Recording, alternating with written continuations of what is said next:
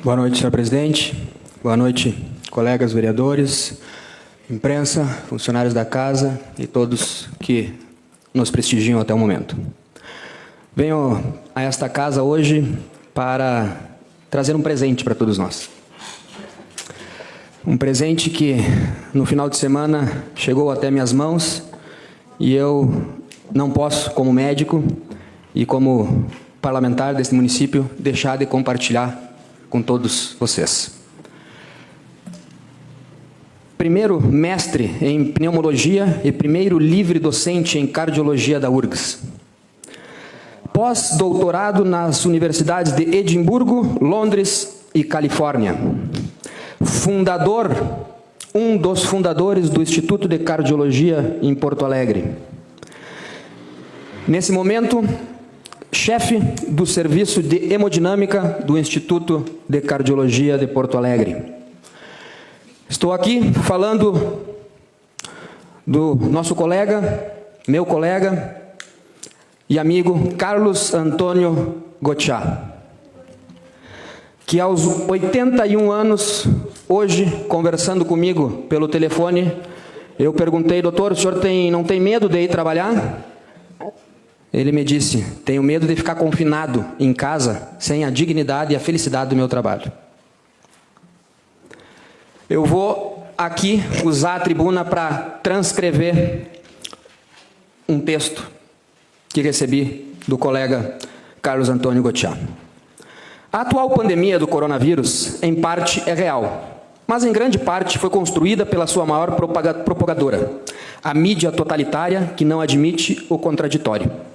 Aliás, os maiores crimes da humanidade têm sido cometidos por não considerar que o outro existe.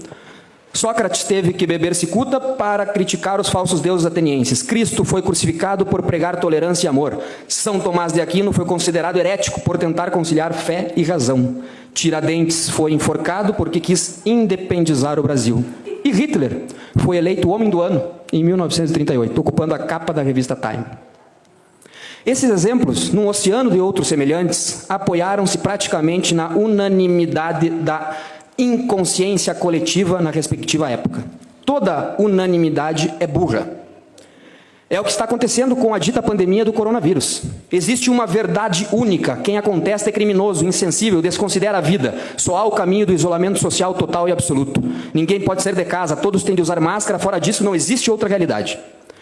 Quem pensa em alternativas despreza a vida dos contaminados. Também não se pode lembrar que a maioria dos infectados é assintomática, que poucos desenvolvem sintomas, apenas uma minoria do grupo de risco requer tratamento intensivo e vai a óbito. Entretanto, esse grupo é detectável, pode ser monitorado e submetido a tratamento diferenciado. Um paciente com 90 anos, um cardiopata, diabético, obeso, enfisematoso, canceroso, fumante, morre de qualquer comorbidade e também morre de coronavírus. Sim, mas e os jovens? Também morrem, mas muito raro, muito menos do que H1N1, dengue, malária, tuberculose, infarto, suicídio, atropelamento, assalto, assassinato, drogas e mais. A verdade é que esse bombardeio total, constante e suspeito dos meios de comunicação baseia-se em premissas erradas. Não há um grupo controle, não há comparação com outras doenças, não há determinação de comorbidades, só empurram números absolutos em cima de encalços. Qualquer doença, se focada exclusivamente em números absolutos, surpreenderá pela mortalidade causada. Dados recentes mostram que o número de suicídios é quase 3 vezes maior que o de mortes por coronavírus, que parece ser a única causa mortes existente. A criminosa campanha de terror dos meios de comunicação desnorteia a população e causa maiores desgraças que a causada pelo vírus. Desespero, miséria, depressão, fome, suicídio, todas conhecidas condições alavancadoras de óbitos, mas isso não é quantificado. Veja bem, ninguém nega a importância da pandemia, nem que deva ser energicamente enfrentado com medidas racionais, porém não pela mídia, por políticos ou juízes que nada entendem e não escondem outros interesses, mas parecem ter mais poder que médicos competentes. O que acontece na realidade forma um conjunto de 2 quadros indissociáveis. Número 1, de um lado, a própria doença, com o seu quadro clínico geralmente benigno ou assintomático, ou com gravidade numa minoria, mas mais suscetível. E 2, por outro lado, as consequências malignas decorrentes de inapelável medidas coletivas, quebra de empresas, desemprego, miséria, depressão, neurose, suicídio, desnutrição, abandono. Estas segundas consequências, se somadas, são muito mais letais e parecem ser esquecidas pelos piedosos defensores da vida. Começando pelo ridículo isolamento social, que confina pessoas em apartamentos mal ventilados e impede de ensolararse nos parques e nas praias, algo muito mais saudável. Ridículo, gente. Nós fechar os parques no momento em que a gente tem que fazer com que as pessoas estejam livres, até porque chegou a mim também, uma pesquisa mostra que raro são os casos de contaminação ao ar livre. O vírus não se dissemina ao ar livre, só em locais fechados e com aglomeração. O afastamento de 2 metros, mãos limpas, uso de máscaras, tem muito mais efeito anticontágio. Confinamento só estoca o vírus para ser solto depois e prolongar o problema, enquanto os gestores arranjam tempo para explicar a falência, por peculatos ou desvios de recursos para a saúde. As neuroses de crianças e adultos gerados pela prisão arbitrária, a agressividade desenvolvida pelo não fazer nada, feminicídios, suicídios, assassinatos de vizinhos, desfechos reais, não são quantificados pelos isolacionistas. É fácil noticiar mortes e o valor do confinamento sentado no púlpito televisivo. Doloroso é o que eu ouvi de um ambulante. Doutor, é melhor morrer do tal vírus que de fome? Ou de outro, periférico mais abrangente. Esse discurso de que a vida está em risco não surte efeito na periferia, onde a vida é um risco permanente. O pior é que já foi demonstrado que o índice de infectados é aproximadamente o mesmo com ou sem isolamento social. Países que enfrentaram a pandemia sem histerismo, com relativa abertura, demonstraram resultados positivos. Sim, dizem, na Suécia, teve mais mortes que em alguns outros promotores do confinamento radical. Talvez seja o preço a pagar. Não entendem esses idiotas da objetividade que a atitude sueca abrandou os outros efeitos maléficos colaterais, já citados do isolamento absoluto. Continuam não entendendo que focar só na doença, destruindo a economia, causa muito maior prejuízo em vidas e qualidade de vida, pois economia saudável propicia a vida, e o contrário mata mais que o vírus. O preço da cura parece ser maior do que a própria doença. A destruição da economia por medida sem contestação, com suas terríveis consequências, constitui verdadeiro crime contra a humanidade e atendem a propósitos hegemônicos, auxiliada por líderes incapazes de enxergar objetivos bem claros. Não se salvam alguns com o sacrifício de todos. Se não intencional, o prejuízo pelo descuido contaminante deve ser cobrado da China. Quem tenta enxergar um pouco o futuro desespera-se. Estamos vendo claro o autoritarismo e controle social por governos inspirados em hegemonia chinesa, que não sabe o que é democracia, transformando pessoas em robôs. Alguns dizem, mas lá na China eles conseguiram controlar, fizeram lockdown. Vai morar lá, que eu tenho certeza que tu vai pedir para voltar para uma democracia que nem o Brasil.